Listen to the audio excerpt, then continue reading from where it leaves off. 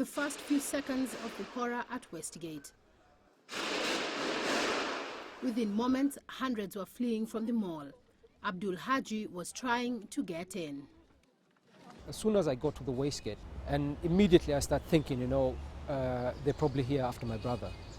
What had happened was there was a local expose from one of the media houses which had exposed my brother, who works for the government. He's an undercover agent in the counter-terrorism unit.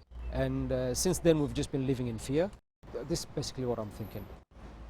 So suddenly the Red Cross people arrived. We just very quickly organized ourselves. Our priority was, since we were armed, we're going to give cover to the Red Cross people to get the injured people out. So we went up through the ramp to the upper level parking.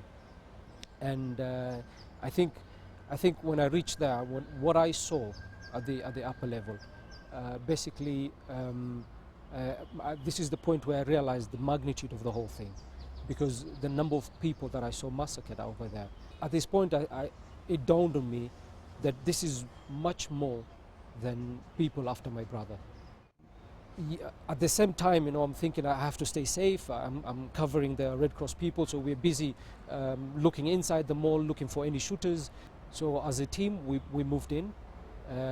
We kept securing every place we passed. There were people still hiding in shops. They had locked themselves inside. By the time we reached the ground level, we were about 5 of us. I think there were 3 plainclothes police officers. These guys opened fire. And at this point, they shot one of our colleagues, We immediately exchanged fire with them. And then suddenly somebody started shouting, hold fire, hold fire. We stopped shooting and tried to evacuate the guy who was injured. So we were trying to get closer to the Nakumatt entrance where the terrorists were. That's where as we were doing that, we realized there was a lady hiding under a table who was right in the middle of the crossfire. And we thought our priority at this time was to get them out, get them to safety before we engage the terrorists anymore. And at this point, we told the lady if she can run towards us. And then she told us, I can't, I have 3 kids with me. So very quickly we told her, can you send the eldest out?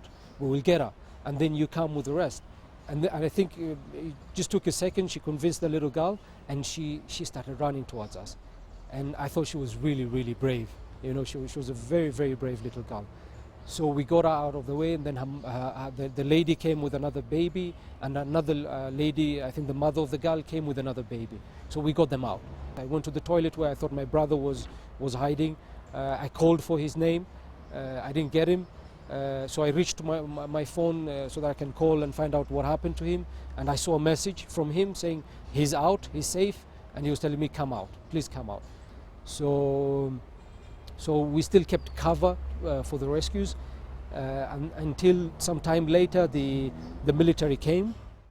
The 38-year-old was taught to handle guns at an early age by his father, a former Minister of Defense. The only thing that was going through my mind throughout the ordeal was to stay alive, to give cover to my team. What was the first thing you said to your wife when you got home? I didn't utter a word. She's the one who started speaking, and she basically was very glad that I was safe.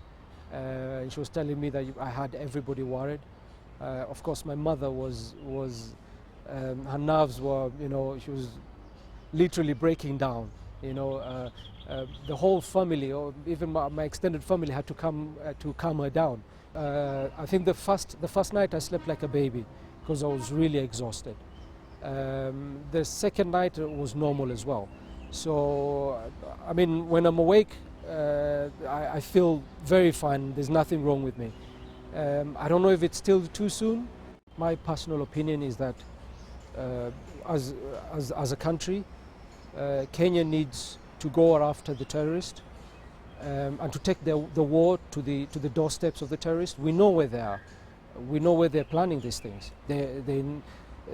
So basically what we need to do is to keep them on the run so that they don't have time to plan such an attack again, ever. Celestine, Karoney, CCTV, Nairobi.